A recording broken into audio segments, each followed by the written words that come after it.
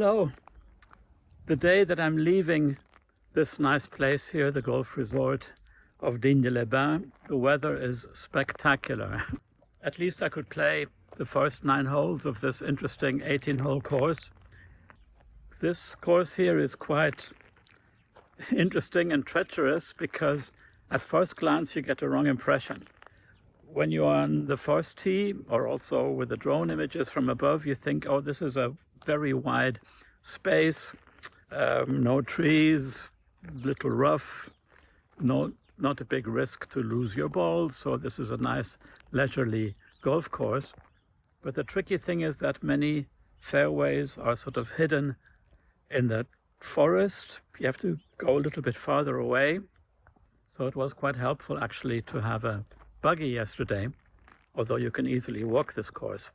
So in this video I will show you some impressions of the first 9 holes, also drone images of the whole area, some images of the nice hotel. It has maybe 15 rooms, but very nice bar, very nice staff, and overall this is a very interesting area.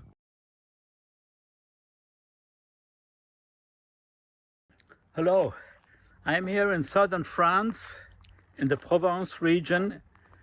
This is a golf course, Digne-les-Bains. It's about 1.5 hours away from Marseille, maybe 2 hours away from Nice. This hole is a par 4.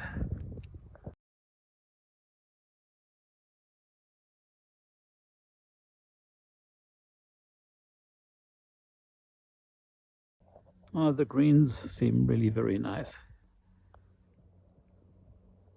These greens are quite fast. Now the second hole is quite a long par 3, I must say, but it is slightly downhill. The flag is somewhere way back there. Not too many hazards around the green, it seems, but this sandy patch there does not seem to be on the map of this hole, unless it is this one here. I cannot complain. Here it descends a little bit down to the green, and my ball made it onto the green. This is theoretically a birdie chance, but difficult to achieve. Now I parred that hole.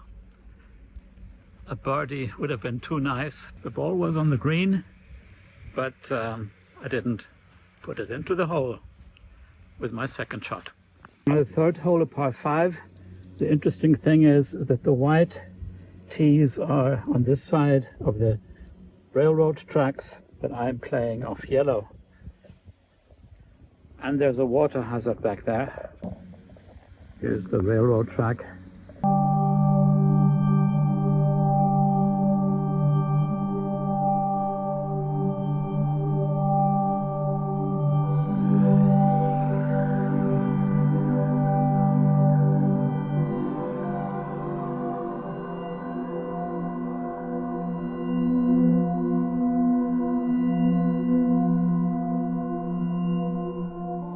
Now this par 5 here is a little bit tricky and nasty because it snakes around. There are trees in the way. There's a water hazard. And then it gets quite narrow with no view to the green, at least from where I am. So this is clearly a hole where it helps if you know the layout a bit and play tactically. It's better here to make a little bit more strokes, but to be safe and not in the water hazard or bushes.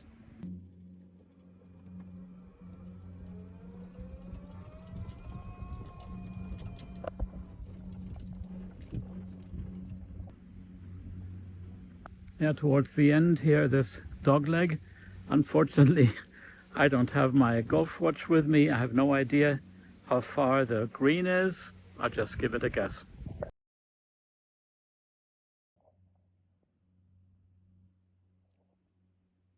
I play my pitching wedge. It goes uphill, as you can see. Let's hope it'll work. I didn't even see this bunker here, but I'm slightly off the green, but in a puttable distance. I guess this will be bogey or double bogey or worse for me. Double bogey or worse. Fourth hole is also a par 5. They don't tell you the distances to certain hazards, but if you have one of these golf watches or a birdie book or something, that would help you. One advantage of this course is that it's open all year round. Although we are quite high up here, 600 meters apparently, that is one advantage, that in summer when it gets hot in this region, it's still agreeable to play here. But interestingly, there is hardly any or never snow here. So this course here is open all year, whereas other courses here in the region are apparently closed in winter. The fifth hole is a downhill par 3 protected by 2 bunkers.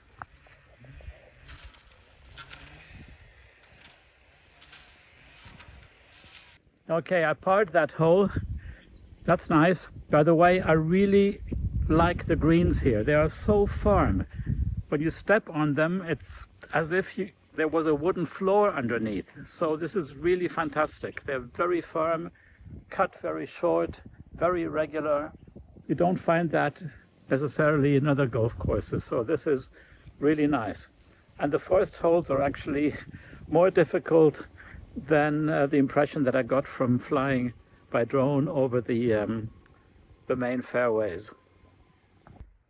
Now it is possible to walk this course, but from time to time there are stretches here where you have to take a little path to get to the next hole. It's very nice here, but the various sections here are separated by these gates, so if you're in a buggy like I am here because I'm taking my drone with me, you have to open this and close them.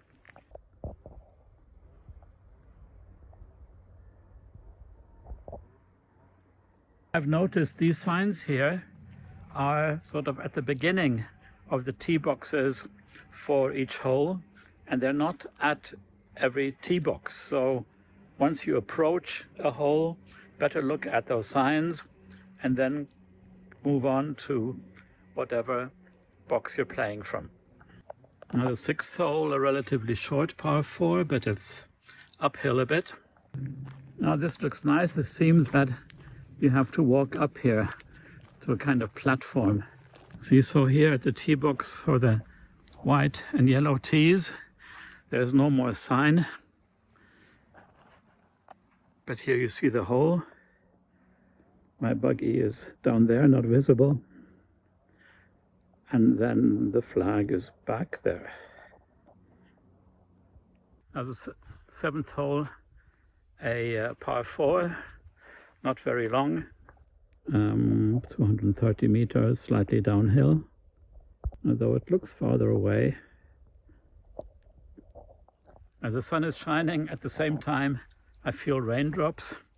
That's really quite nice, and in the sun it gets warm, but I'm keeping my jacket on anyway. But here, unless you slice the ball into the forest here, it's quite safe. You can aim left. From the 8th hole onwards, you're back in this big open space. And as I said, when you see this big open space at the beginning, that's deceiving, because you think maybe the whole golf course is like that.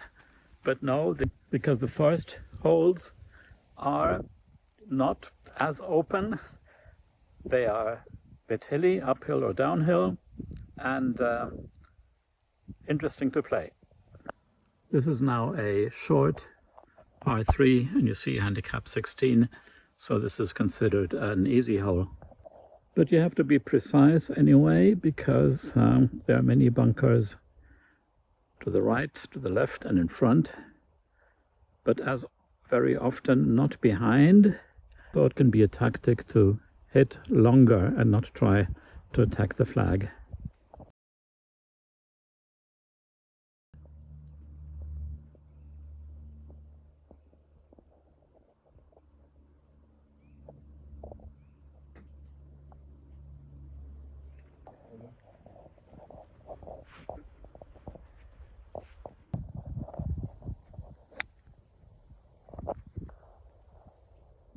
Bonjour, ça fait longtemps que vous êtes membre ici? Pratiquement depuis la création du golf, Oui, pratiquement, ouais. c'était créé quand? J'avais pris ma première cotisation en 91. Ah, intéressant. 91. Et pour vous, qu'est-ce que vous direz? Pourquoi est-ce qu'il faut jouer ici? Déjà, il y a la tranquillité, il y a la beauté des paysages, et puis vraiment, il y a l'air pur des Alpes de Haute Provence. Et vraiment, c'est un plaisir de venir là. Moi, je viens souvent le soir, là, en fin de journée, là, pour me faire quelques trous, là, et c'est vraiment génial. La lumière est très belle. Oh, merci beaucoup. Merci. Hein. Bonne fin de journée. The ninth hole, a par 4, slightly downhill. It goes back to the clubhouse and hotel. But the light is not as good anymore as it was a while ago. So I think I'll stop after these 9 holes. The 9th green.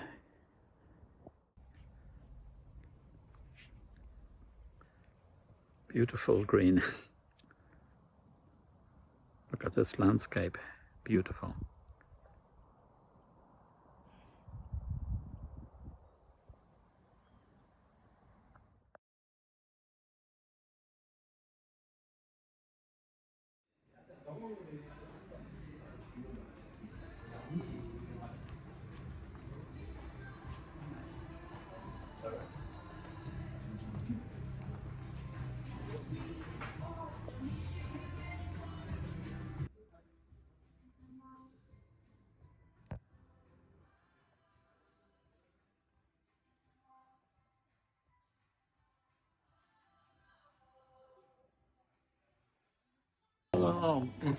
Alors, ici au bar, bonsoir. Bonsoir. Alors, vous travaillez en fait sur le parcours. Oui. Alors, expliquez-moi, parce que alors les greens là, il me semblait assez rapide. C'est toujours comme ça?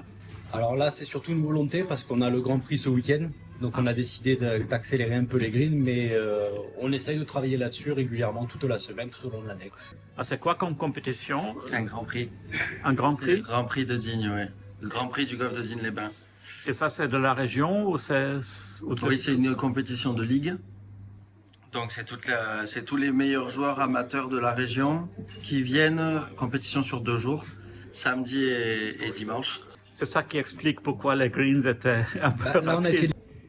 Alors, merci beaucoup et bonne chance avec le tournoi. Merci beaucoup.